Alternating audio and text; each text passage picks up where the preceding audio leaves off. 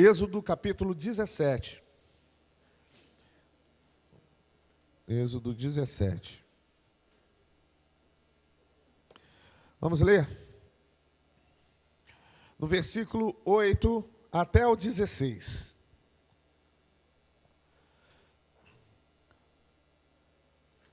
O povo de Israel já tinha saído do Egito nessa passagem aqui. Moisés estava liderando o povo. E até chegar à terra prometida, algumas coisas aconteceram, algumas guerras, algumas batalhas que o povo de Israel enfrentou, não somente para fugir lá do faraó. Depois que eles ultrapassaram o Mar Vermelho, o faraó e os cavaleiros lá do faraó, eles se afogaram. Mas dali por diante, muita guerra, muita luta, muita batalha. E nós cremos assim também, a nossa vida se faz, mesmo depois do batismo, de você passar pelas águas, muita guerra espiritual, muita luta no crente, o cristão trava, não é verdade? Sim ou não? Quantos travam guerras espirituais aqui, digo amém? Só para saber, é porque nós lutamos contra principados e potestades. A nossa vida, ela seria muito boa, né, muito tranquila, se não tivesse nada, se a gente não tivesse inimigo. Tem gente que diz assim, né? Eu não tenho inimigo, só tenho amigos, tal. Muito bom, a vida é muito boa para essa pessoa. Mas a gente aqui na Terra, eu não quero ter inimigos aqui, né, físicos, corpo. Se tiver, a gente tem que buscar, pedir perdão, consertar, ver o que está acontecendo. Mas eu eternamente terei inimigos no mundo espiritual. Porque eu passei do império das trevas para o reino de Jesus, no reino da luz. Império das trevas, reino da luz. E a partir daquele momento, o diabo luta todos os dias, Satanás, os seus demônios, lutam todos os dias para tentar me puxar de volta para o império das trevas. Mas eu não tenho saudade nenhuma do império das trevas, ele está perdendo tempo em nome de Jesus, né? Porque eu não vou voltar. Mas ele tenta, e tenta, né? O diabo é o tentador, e atenta. Mas pode ficar tentando, porque se nós temos raízes profundas, se nós estamos fundamentados sobre a rocha, nada irá nos abalar, amém? Nada. Queridos, eu vou dizer para você, quando eu falo de guerra, de luta, eu não tô brincando. É coisa mesmo que vem na nossa vida, na vida do cristão, para tirar realmente do foco, para desanimar. Eu sei, e você talvez já passou, ou esteja passando, coisas, lutas, que realmente dá vontade, mas uma vontade, não é aquela vontadezinha assim, não. Por exemplo, agora de comer o chocolate que eu estou, porque eu já vi ali na bolsa ali da minha esposa, né? Eu estou com vontade, mas eu vou esperar até chegar em casa, né? Mas, sabe, é uma vontade mesmo que dá, às vezes, de você chutar o balde, de dar um bico no balde e arrebentar com tudo e, sabe, jogar tudo para o alto. Eu não quero mais saber nada disso. Não é só com vocês, acontece comigo, acontece com a minha esposa, com os meus filhos, com Vivi. De vez em quando Vivi chuta o balde, ela não está nem aí.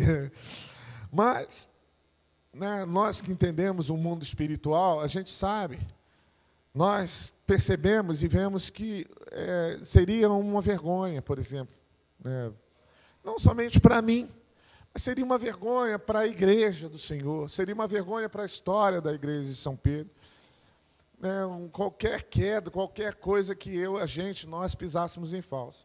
Mas tem outra coisa mais importante do que isso.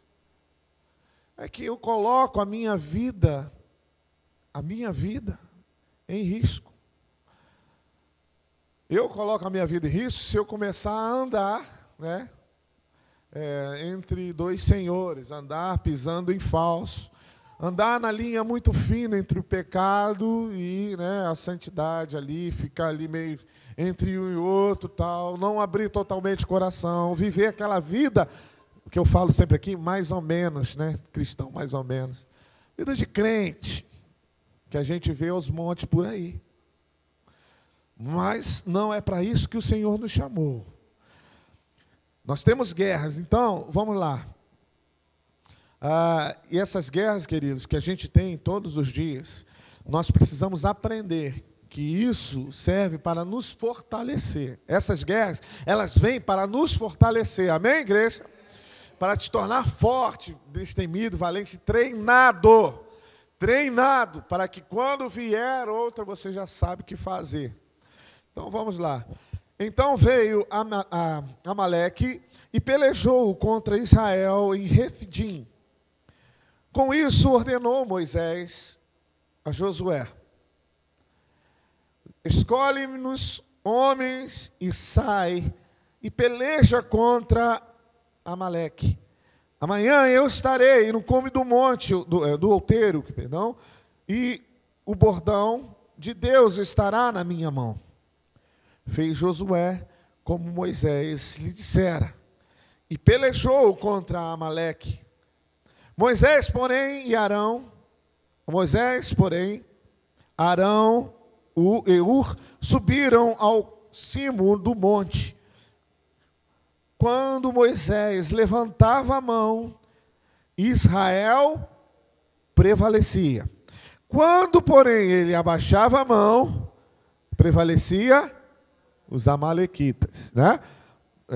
Amaleque e a sua turma. Ora, as mãos de Moisés eram pesadas. Por isso tomaram uma pedra e puseram por baixo dele, e ele nela se assentou. Arão e Ur sustentavam-lhe as mãos, um de um lado e o outro do outro. Assim lhe ficaram as mãos firmes até 6, 7 horas da noite. Desde cedo até o sol se pôr. Eu quero continuar lendo com você, mas imagina, faz essa imagem na sua cabeça. Estava lá Moisés, no começo tudo bem. Fique assim durante 10 minutos. Eu ia pedir aqui, mas não vou fazer isso, né? Daqui a pouco eu ia ver só o pessoal abaixando. Né? Começa a dar uma cãibra, uma dor, assim, não sei quantos já tiveram a oportunidade, já fizeram isso alguma vez, mas certamente você já fez algum exercício ou já ficou de pé. Começa a dar fadiga, não dá? Se você fica numa posição muito tempo, começa a dar fadiga. E as mãos de Moisés começaram a pesar. Só que ele não podia abaixar ali o seu bordão nem as mãos, porque se ele abaixasse as mãos, o que acontecia? O povo, o exército inimigo, prevalecia. Então ele abaixava aqui, o pessoal começava a morrer. E levanta, e levantava. Aí o pessoal começava a ganhar a guerra. Olha que loucura. Que doideira. Mas Deus estava mostrando, e tem mostrado até hoje, algo muito importante com isso. Tinham duas pessoas ali perto de Moisés, Arão e Ur, que vendo Moisés estavam cansados, eles estavam ali, do lado, pertinho. Colocaram uma pedra ali, senta Moisés. Aí Moisés se sentou na pedra, mas ainda assim, né, os braços estavam cansados. Aí ficou um de um lado e o outro do outro. Chega aqui, Daniel. Vem cá, Moisés. Moisés aqui. Moisés estava lá. Vem cá, o meu querido Daniel aqui, Ur. Vem cá, Ur. Tem cara de Ur, não tem? De urso. Aí, tá lá. Moisés, o povo tá... Israel está perdendo, vai. Está perdendo, o que você vai fazer, Moisés? Aê, Moisés. Aleluia. A outra mão também, Moisés, as duas. Porque aí fica empate. Né? Aí o povo estava lá, estava ganhando, aí Moisés começou a cansar. Aí não, estava, senta Moisés, aí Moisés se sentou. Mas ainda assim, ele sentado, as mãos estavam cansadas. Aí, ó, ficaram aqui, ó. Bota aí o Ur, a mão aí, ajuda ele a levantar as mãos. Ficaram assim, queridos. A Bíblia diz até o pôr do sol. Até que todo o povo de Israel prevalecesse naquela guerra. Daniel já está cansado, né? Fala, Daniel, vai para a cova dos leões, meu irmão, para você ver o que é bom. Obrigado. Bíblia diz que tinham 2 aliados ali, do lado de Moisés. Sim ou não? Que ajudaram Moisés a estender as mãos para que o povo prevalecesse. Se Moisés, vamos imaginar que não tivesse, eles não tivessem, ou até mesmo eles estivessem ali, mas não tivessem entendido o propósito, não quisessem ajudar, o que iria acontecer? Lógico, nós estamos conjecturando, né? A gente sabe o propósito de Deus, que é dar vitória ao povo de Israel, mas pelo que a história estava contando, o que aconteceria se Moisés não ia aguentar? O que ele ia acontecer? Ele ia arriar as mãos e o povo ia perder a guerra. Então, eu quero dizer, queridos, por causa dos aliados, de pessoas que estavam perto de Moisés, estavam juntos, o povo de Israel pôde desfrutar de uma vitória tremenda sobre os amalequitas. Só que, quando a gente ouve essa história, a gente ouve essa parte. Mas eu quero dizer, queridos, que o maior aliado de Moisés não eram Arão e Hur. Lendo essa passagem com muito carinho, muito cuidado, eu vi que, embora eles estivessem ajudando, mas Arão e Hur, cá para nós, eles fizeram algo não tão difícil assim, sim ou não? Era difícil chegar ali, botar a mão aqui nos ombros, segurar, ajudar ali, botar uma pedra ali para ele sentar. Sim, é difícil? Não é tão difícil. Mas eles tiveram mérito porque eles entenderam, estavam juntos ali. Ótimo, excelente. Mas tinha um aliado que não estava ali, que certamente estaria ali ajudando, mas que estava fazendo outra coisa. Continua. Arão e Hur sustentavam-lhe as mãos, um de um lado, outro de outro, assim ficaram firmes até o pôr do sol. E quem desbaratou a Amaleque? E Josué desbaratou a Amaleque e ao seu povo ao fio da espada. Então disse o Senhor a Moisés: escreve isso para a memória num livro e repete-o a Josué. Porque eu hei de riscar totalmente a memória de Amaleque de debaixo do céu. E Moisés edificou ali um altar. Ele chamou o Senhor, é a minha bandeira. Em outras palavras, Jeová, quem sabe? Jeová? Jeová Nissi. Jeová Nissi, o Senhor é a minha bandeira. E disse, porquanto o Senhor jurou, haverá guerra do Senhor contra Amaleque de geração em geração. Deixa eu dizer o segundo tipo de aliados que uma pessoa pode ter. Queridos, Josué é aquele que foi para a guerra. Como prevalecer, como guerrear se não tem um comandante? Diga para mim. Não existe possibilidade de um exército, seja qual for, vencer qualquer guerra se não tiver um comandante. Por isso nós somos o exército que nós chamamos de mais do que vencedores. Vem? Porque o nosso general é Cristo. Então, não há possibilidade. Jesus é o nosso comandante. Mas, numa guerra, precisa de ter alguém para comandar, para dirigir as ações. Moisés estava lá no cume do monte. Não, foi o chamado para ele estar na guerra. Mas ele precisava contar com alguém que estava disposto a morrer por ele. A morrer pelo propósito, não somente por Moisés mesmo, mas por todo o povo de Israel. Porque quem vai a uma guerra está disposto a ir lutar até a morte. Certo? Se a pessoa vai numa guerra, ela está disposta a ir matar ou morrer. E havia uma pessoa ali, que era Josué, que fez, que se colocou como aquele, e foi escolhido porque ele estava sendo treinado, já fazia coisas ali com Moisés e por Moisés.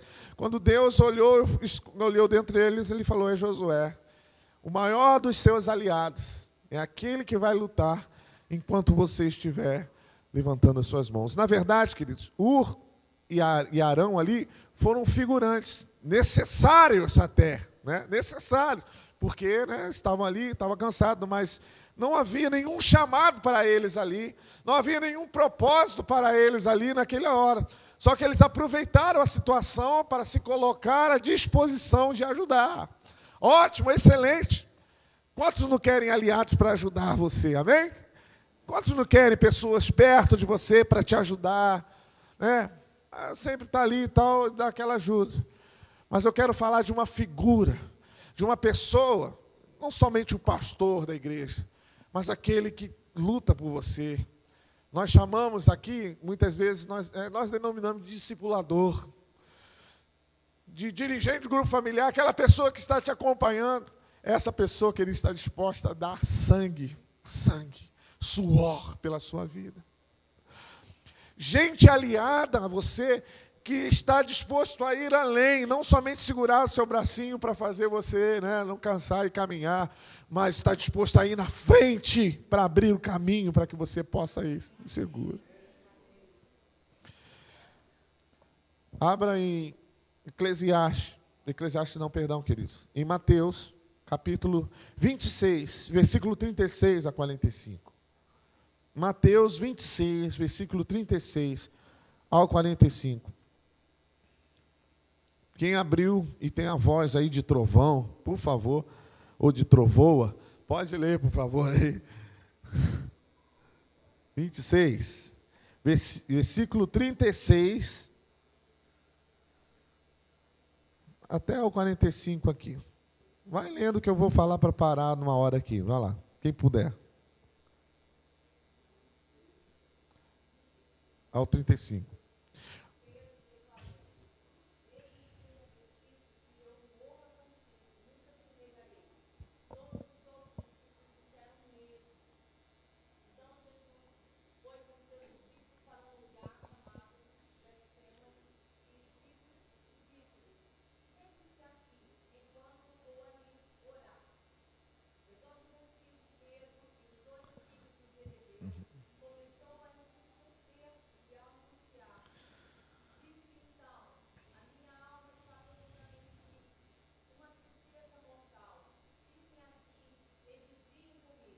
Só um minuto. Começou o versículo dizendo assim, né? Pedro já foi falando logo, ainda que seja necessário morrer contigo, de maneira nenhuma te negarei. Quem que falou? Pedro. Quem a Bíblia destaca que negou Jesus na primeira situação em que ele estava, né, de morte? Pedro. Você acha que Pedro falou aqui da boca para fora, ele falou de coração? Ainda que eu morra, eu não vou te negar. Pedro estava falando de coração ou ele falou ali na emoção, da boca para fora? Pedro falou de coração, eu imagino, que eu não estava lá, né?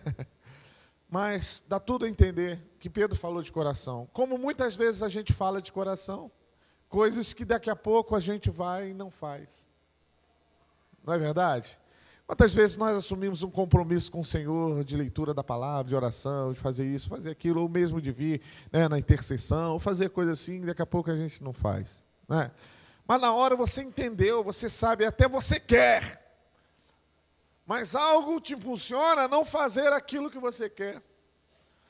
Bem que eu quero, eu não faço, mas o mal, né? Que Paulo tinha falado isso. Mas olha só, continua, mas de onde você parou? Por favor.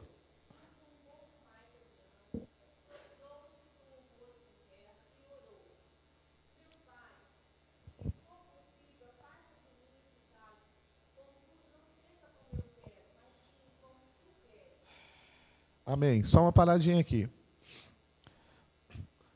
Jesus está ensinando nessa oração de aflição, de angústia, porque ele estava próximo a morrer. Que a vontade de Deus é suprema. Não seja o que eu quero, mas o que o Senhor quer. Aquilo que o Senhor quer. Jesus estava tentando, né? Estava em oração, tentando ali com Deus aliviar, abreviar aquele sofrimento, sim, porque ele era homem, ele estava sofrendo A Bíblia diz que ele suou sangue de tanta angústia. E é um sofrimento muito grande, querido, aquele momento ali, porque ele já estava vendo tudo que estava para acontecer. Tanto que depois você vai ver, ele chega lá e fala assim, ó, levanta porque já estão vindo para ir para me pegar. Então, a visão espiritual, Jesus estava, como profeta, ele já estava antecipando a morte de cruz. Ele conhecia a palavra, sabia que a promessa estava sobre ele, a palavra de Deus e a promessa estava sobre ele, ele sabia o caminho que tinha que percorrer. Só que o sofrimento era grande demais. Ele nunca tinha sentido aquilo porque ele nunca tinha sido homem como nós. E ele se transformou, veio em carne, se fez homem, e aquele sofrimento, aquela angústia, aquele peso estava sobre ele. Alguém já se sentiu angustiado, querido? Alguém já se sentiu pressionado? De repente você acorda de madrugada, você não consegue nem dormir, na verdade. Aí você levanta, vai para a geladeira, aí você pensa que na geladeira tem um refrigério, mas não tem. Aí você sai dali, você vai para outro lugar, você deita de novo, você não consegue dormir porque a sua cabeça está latejando, porque você tem um problemão desse tamanho sobre a sua vida.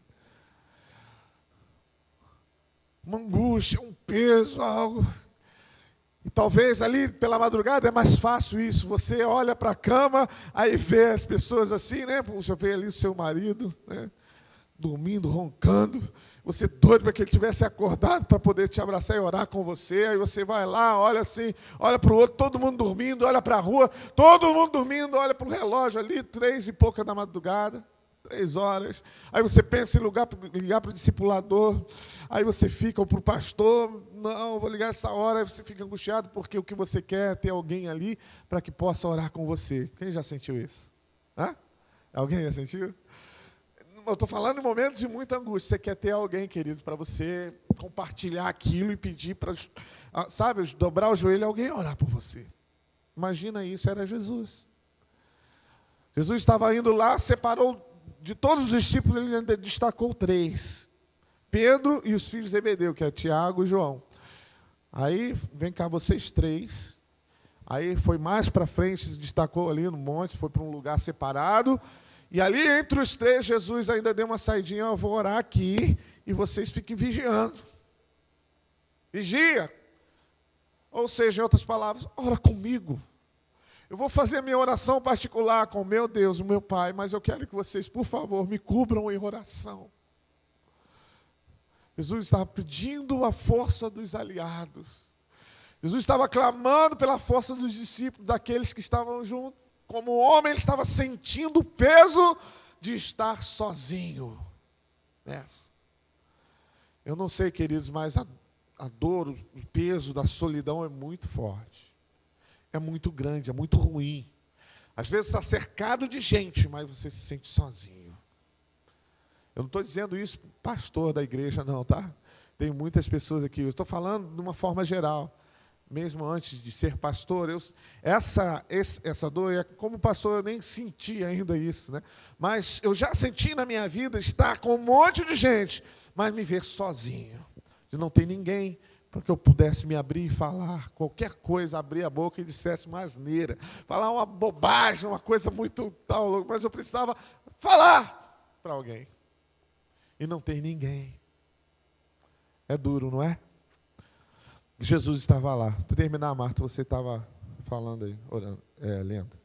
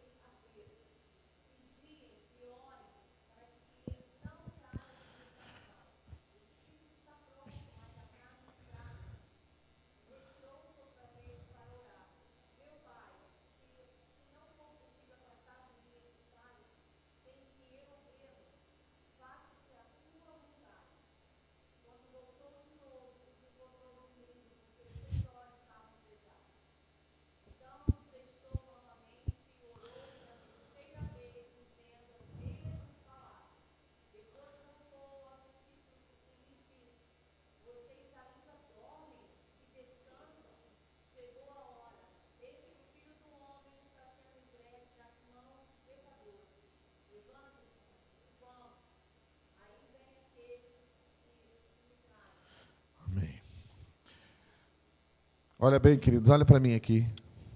Eu estou já direcionando para o final essa ministração. O que eu quero dizer hoje, queridos, e aqui encerra essa passagem, né, de Jesus, mas o que eu quero dizer é que o cordão, como diz em Eclesiastes, de 3 dobras, ele não se arrebenta facilmente. Às vezes a sua alma se dilacera, às vezes você fica... Tem gente que entra numa crise existencial, em algo que conduz aquela pessoa até depressão. Quantos já viram ou já passaram, né?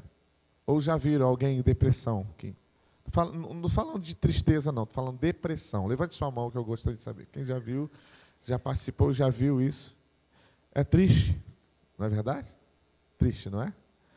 Porque a mentalidade nossa, a gente pensa assim, não, vou lá, a gente vai lá e vai dar a pessoa está assim, vou reagir, não, levanta a pessoa, tal, dá um tapa no rosto, tal, conta as piadas, leva alguém bem engraçado, tal. A pessoa ali, ela vai até, mas isso não vai ajudar, não é verdade? A pessoa que está em depressão, não adianta, você empurra, você levanta, você faz, tal, não tem o que fazer, só uma coisa. Só o poder de Deus. Só o poder de Deus. E é o poder de Deus que levanta mesmo, né? E consegue. Mas, essa pessoa que está assim... Então, às vezes, essa angústia, esse sofrimento, né? Essa solidão, que eu falei aqui, né? De estar sozinho, às vezes gera até, leva a pessoa a ter uma espécie de uma doença como essa. Mas, eu estou falando aqui, o cordão de 3 dobras, ele não se arrebenta facilmente. Eclesiastes, do capítulo 4, versículo 9, abre rapidinho, só para você ler, que é bom acompanhar. Esse versículo é muito interessante, você pode até grifar aí na sua Bíblia. Eclesiastes 4, versículo 9. Diz aí o seguinte, está acompanhando? Eclesiastes fica depois de Provérbios, tá bom? Salmos, Provérbios e o livro de Eclesiastes. Vamos lá? 4, 9. É melhor serem 2 do que 1, porque tem melhor paga do seu trabalho. Porém, se caírem, levanta o companheiro. Porque se caírem, levanta o companheiro, porém do que estiver só, pois caindo não haverá quem o levante. Também, se 2 dormirem juntos, eles se aquentarão. Mas um só, como se aquentará? Aí é para os casados, tá bom? Amém? É isso? Você está ali, está frio, aí você se esquenta, né? Porque você está pertinho ali, um esquenta o outro, é verdade. Então, se alguém quiser prevalecer contra os 2 lhe resistirão. O cordão de 3 dobras não se arrebenta com facilidade.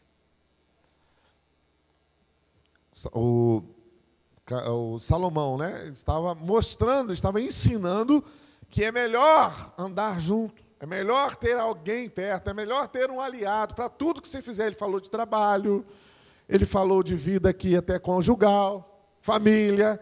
Então, em todos os lugares, em qualquer circunstância, é melhor andar juntos, é melhor serem 2. Serem 2 num aspecto assim, serem mais do que 1. Jesus mesmo disse, eu aqui no começo falei, onde estiverem 2 ou mais reunidos em meu nome, ali eu estarei. Porque configura a igreja. Igreja não é feito de uma pessoa. Igreja são 2 ou mais. Entende o que Deus está falando, querido?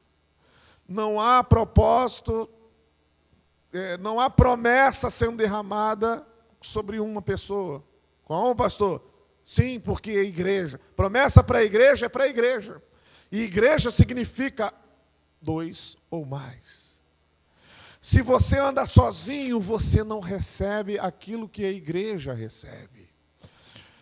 Por isso que nós falamos que a pessoa tem que congregar, por isso que não adianta eu sou da igreja de Cristo, aí não tem lugar nenhum. Não, querido, você precisa estar junto. Nós precisamos ser um corpo. Para finalizar, e aí eu quero fechar, queridos, com essa passagem, com essa história.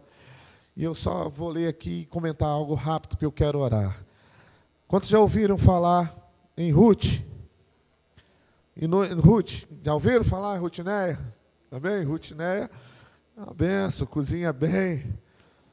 Mas Ruth aqui da Bíblia, abra lá em Ruth, por favor. Ah, pastor, Ruth aí fica difícil. Então, você vai ver depois dos primeiros 5 livros, você vai ter o livro de Ruth. 6 livros, né? Tem Juízes, depois Juízes. Depois Juízes é o livro de Ruth, tá bom? Abriram aí? Olha lá, Gênesis, Êxodo, o que mais? Levítico, Deuteronômio. O que mais? Josué, Juízes e Ruth, não é isso? Vamos lá. Juízes. Estou fazendo isso para dar tempo para você abrir. Ruth, no capítulo 1, versículo 16. Deixa eu dizer algo aqui. Ruth era nora de Noemi, viúva. Noemi também não tinha esposo mais. Então ficou a sogra e a nora sozinhos. Você imagina numa sociedade, num lugar onde as pessoas, mulheres não trabalhavam, ganhavam muito, até trabalhavam, mas ganhavam muito pouco, não dava para se sustentar. E elas vivendo na mesma casa, a nora e a sogra. E numa época de fome, de muita necessidade, de mais aperto do que nós estamos passando no Brasil, muito mais. E aí, Noemi tinha outras filhas. Cada uma seguiu o seu rumo. Tinha filhas, né? Cada um seguiu o seu rumo, tinha noras, perdão. Cada um seguiu o seu rumo. Só que Noemi e Ruth fizeram uma aliança. Na verdade, Ruth fez com Noemi. Ruth poderia também sair dali daquela casa e falar, não, eu vou seguir a minha vida também. Vou ver aí um outro esposo, tal, e vou continuar a tocar a minha vida. Mas ela olhou para Noemi, a sogra, né? Quem disse que sogra, né? Ela olhou, se apaixonou, né? Ficou ali, né? Aliada de coração, por todo carinho, por tudo que aquela sogra, né, fez por ela. Sabia que não poderia deixá-la na mão. E olha o que ela diz. Versículo 15. Disse Noemi, eis que tua cunhada voltou ao seu noivo e aos seus deuses. Também tu, volta após a tua cunhada.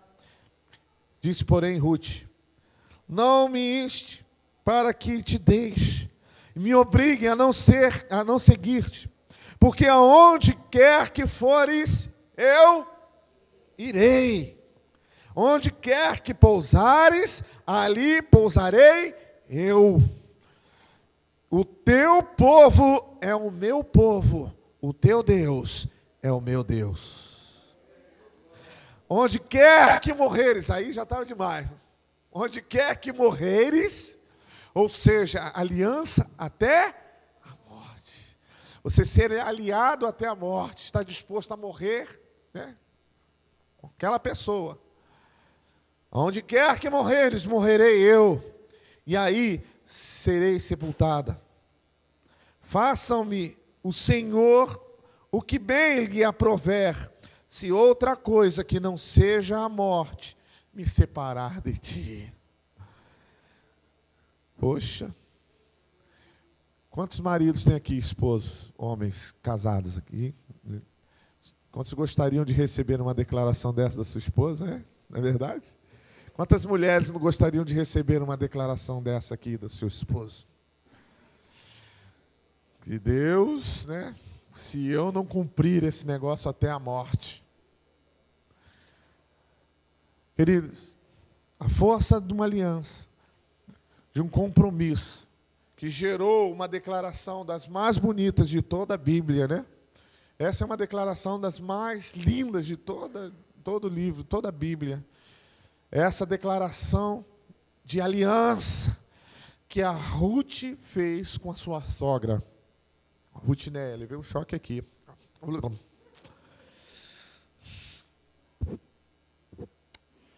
Que a Ruth fez com a sua sogra. Aliança até a morte. Queridos, deixa eu olha para mim aqui, eu vou falar algo que eu estou encerrando, e eu quero dizer, e eu quero que muito, né, de mim, né, isso tem muito aqui do meu coração. É uma declaração até minha mesmo. Quando eu decidi, quando eu resolvi escolher o caminho que Deus mostrou para eu caminhar junto com a minha família, com minha esposa, nós iniciamos lá os fundamentos junto com os pastores, pastor Ralph, pastora Lisa, lá em Cabo Frio, da comunidade. Eram pouquinhas pessoas ali, mas tinham muita fé, nós acreditávamos em o propósito de Deus, e tudo ali, né? Nós, com a misericórdia de Deus, ajudamos, estivemos ali juntos naquilo que os pastores quiseram e requeriam de nós. Muitas vezes nós falhávamos, quantas vezes falhamos, né? Mas até hoje eles podem contar conosco, né? Até hoje eles podem dizer, ó, pastor Kleber, quero que vocês, pastora Marta, que vocês iniciem o trabalho lá em Rio das Ostras, em Araruama, saiam daí, tal, deixa na mão de fulano. Nós vamos fazer isso.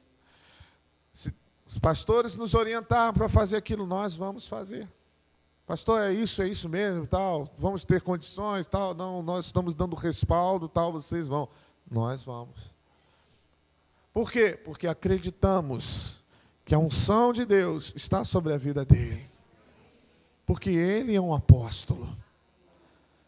Pastora Lisa é uma apostila. Né? Nós acreditamos no ministério apostólico deles.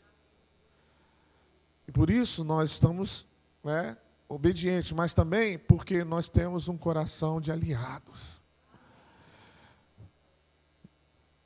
Quantas vezes, quantos mutirões, quantas vezes puderam contar conosco. E eu estou falando de relacionamento de pastores para nós. Eu quero falar de relacionamentos entre a igreja. Com quem nós podemos contar? Quantas pessoas? Você já pensou que você não consegue viver sozinho? Você precisa de alguém? Você já pensou que tem alguém orando por você e essa pessoa realmente está disposta a ajudar a sua vida? Você já valorizou isso alguma vez? Você já deu um presente para alguém que, né, que chegou aqui, olha, eu quero reconhecer que você tem orado, pagado um preço por mim. Olha, queridos, eu vou dizer, se você está aqui hoje porque tem alguém que orou por você. Mas eu não falo hoje na reunião, não, hoje vivo. Se você está aqui hoje seguindo os caminhos do Senhor, se você está nos caminhos de Deus, é porque alguém orou por você. Alguém lembrou de você, talvez você nem saiba e vai morrer sem saber. No céu você vai perguntar. Mas esse alguém, uma pessoa se colocou na brecha e lembrou do teu nome. E colocou o seu nome, né, lá no mundo é na boca do sapo. E aqui colocou nas mãos do Senhor.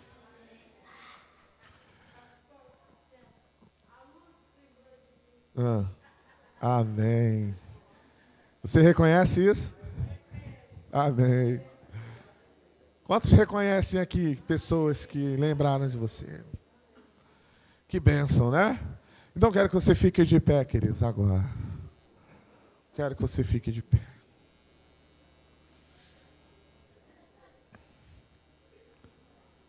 Se aproxime de alguém aí que você quer, gosta muito dessa pessoa. Mesmo que você não goste também, não tem problema não, você vai se aproximar. Chega perto de alguém que Deus vai colocar no teu coração. Você pode sair do seu lugar, você vai se aproximar dessa pessoa. Quer fazer isso? Eu ia falar para você sair e ficar perto do seu discipulador. Se você quiser fazer isso, faça. Mesmo que não seja o discipulador, não tem problema, mas sai do seu lugar, escolha alguém. Se tiver algum convidado aqui também, você pode chegar perto desse convidado, por favor.